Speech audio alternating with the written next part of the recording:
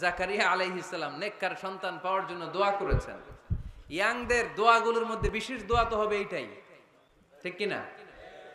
যে আল্লাহ তুমি আমাকে নেককার, রূপবতী, গুণবতী একটা স্ত্রী দাও। স্ত্রী যদি ভালো হয় ঘরটা জান্নাত, স্ত্রী যদি খারাপ হয় ঘরের ভিতরে দ্বিতীয় বিশ্বযুদ্ধ, ঠিক কি না? A timely marriage is very important for the young society of Bangladesh.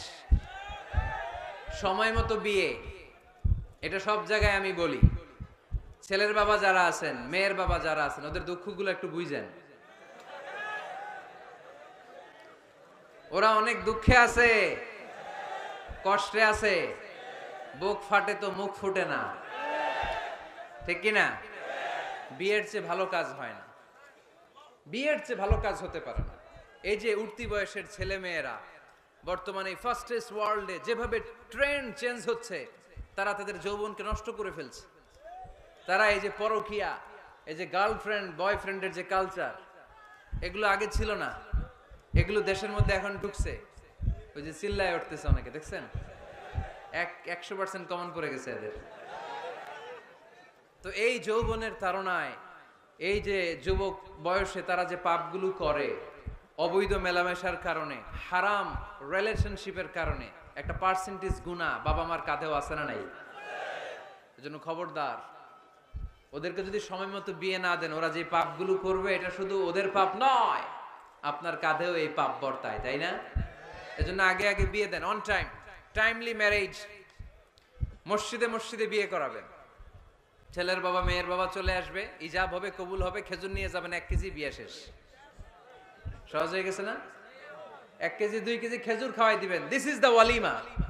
আল্লাহর হাবিবের যখন বেশি টাকা ছিল তিনি বেশি খাওয়াতেন।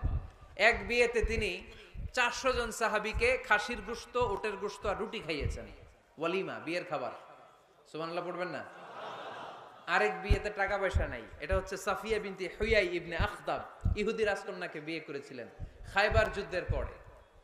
তো ফিরে আসবেন, আল্লাহর হাবিব বললেন এখানেই বিয়ে করব, মরুভূমিতে আমাদের বাসর হবে। বাসর ঘর সাজানো হলো, আল্লাহর হাবিব বাসর করলেন। সকালবেলা তিনি বেরোলেন, সাহাবারা ধরলেন, ইয়া রাসূলুল্লাহ, আগে না ওই যে রুটি খাওয়াইছিলেন, আগের বিয়েতে গোশত খাওয়াইছিলেন, এইবার কি খাওয়াবেন? আল্লাহর হাবিব বললেন এইবার তো আমার কাছে টাকা পয়সা নেই, তোমাদের কাছে কি আছে বলো? দাওয়াত খাইতে চাইয়া পড়ছে বিপদে সাহাবারা। তো সাহাবারা বললেন আমাদের কাছে কিছু নাই, কারো বাড়িতে কিছু ঘি, কারো বাড়িতে কিছু আটা, কারো বাড়িতে কিছু পনির। আল্লাহর হাবিব বললেন সব নিয়ে আসো, একটা বোলের মধ্যে রাখো। রেখে এটারে ম্যাশড করা হলো, ছাতু বানানো হলো। কি? এবার আল্লাহর হাবিব বললেন সবাই হাত পাতো, সবাই হাত পাতলো। আল্লাহ রাসূল সাল্লাল্লাহু আলাইহি ওয়াসাল্লাম হাতের মধ্যে একটু ছাতু ধরাই দিলেন, বললেন এটাই বিয়ের ওলিমা। সুবহানাল্লাহ পড়বেন না? তার মানে যখন সামর্থ্য বেশি তখন ওয়ালিমাতে খাওয়াবেনও বেশি। সামর্থ্য নাই, ছাতু খাওয়াই দিবেন অথবা খেজুর খাইয়ে দিবেন। খেজুরের চেয়ে ভালো মিষ্টান্ন আর হতে পারে না। খেয়াল রাখবেন, ফলের মধ্যে আছে সুক্রোজ। ফলের যে মিষ্টিটা, এটা কিন্তু বেশি ক্ষতি করে না, এটা খুব ভালো, ভেরি হেলদি। ফলের যে মিষ্টি এটারে বলে সুক্রোজ। মধুতে যে মিষ্টি এটাকে বলে ফ্রুকটুস। আর চিনিতে যে মিষ্টি এটার বলে গ্লুকোজ। এই গ্লুকোজ বাদ দিতে হবে, বাদ দিয়ে সুক্রোজ আর ফ্রুকটুস খাইতে হবে। তাহলে সুস্থ রাখবে কে? দেখেন আল্লাহর হাবিব সাল্লাল্লাহু আলাইহি ওয়াসাল্লাম কত খেজুর খেতেন, তিনি মধু খেতেন, ফ্রেশ মধু, ফ্রেশ হানি আল্লাহর হাবিব সাল্লাল্লাহু আলাইহি ওয়াসাল্লাম খুব বেশি পছন্দ করতেন। এজন্য বিয়ের চেয়ে ভালো কাজ হতে পারে না। এদেশে ছেলে বিয়ে করতে চাইলে সবাই বলে নিজের পায়ে দাঁড়াও। আছে না এই কথাটা? কক্সবাজারে বলে বেশি, কি বলে? নিজের পায়ে দাঁড়া। আপনিও নিজের পায়ে দাঁড়াবেন, এভাবে দাঁড়ায় বলবেন এই যে দেখেন নিজের পায়ে দাঁড়াইছি। তো এতদিন ছেলে কার পায়ে দাঁড়াইছে? নিজের পায়েই তো দাঁড়াইছে। বিয়েটাকে সহজ করেন। এখানে জনপ্রতিনিধি কেউ থাকলে আপনারা একটু দায়িত্ব নেন, ওদের দুঃখ কষ্ট একটু লাঘব করে দেন, ওদেরকে একটু মিলায় দেন। এই বিয়েটা হচ্ছে ভালোবাসার বন্ধন, এটা জান্নাতি ভালোবাসায় ভরপুর একটা সম্পর্ক। কারণ সাইয়েদনা আদম আলাইহিস সালাম আর হাওয়া আলাইহাস সালাম দুইজনের বিয়ে হয়েছিল জান্নাতে। সুবহানাল্লাহ পড়েন। এজন্য আমরা বিয়ে করব। কি করব? বিয়ে করব। যারা করছেন তারা বেশি জোরে কইেন না যে করব। মহিলা প্যান্ডেল আছে ওই পাশে, ভাবি শুনতে পারে। ভেজাল আছে না নাই?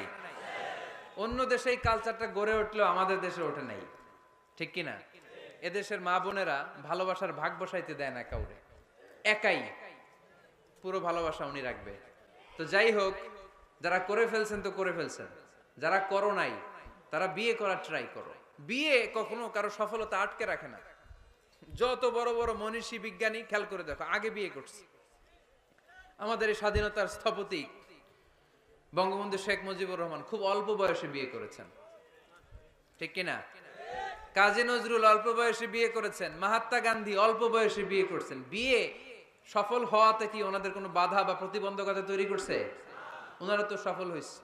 সমস্যাটা যেখানে ওনারা বিয়ে করে সফল হয়েছে, আমরা সফল হয়ে তারপরে বিয়ে করতে চাই, ঠিক কিনা? এটাই বুঝতে চাই না যে সফল হওয়ার মাধ্যম হচ্ছে তাড়াতাড়ি বিয়ে করা। তাড়াতাড়ি বিয়ে করা, ইউগনিহিমুল্লাহ মিন ফাদলিহ। যারা বিয়ে করবে আল্লাহ নিজ দায়িত্বে তাদেরকে সম্পদশালী বানায় দিবে। এজন্য আন-নিকাহ মিন সুন্নতি ফামান রাগিবা আন সুন্নতি ফালাইসা মিন্নি। বিয়ে আমার সুন্নাত, আমার সুন্নাতকে যে ভালোবাসে না সে আমার ফলোয়ার হতে পারে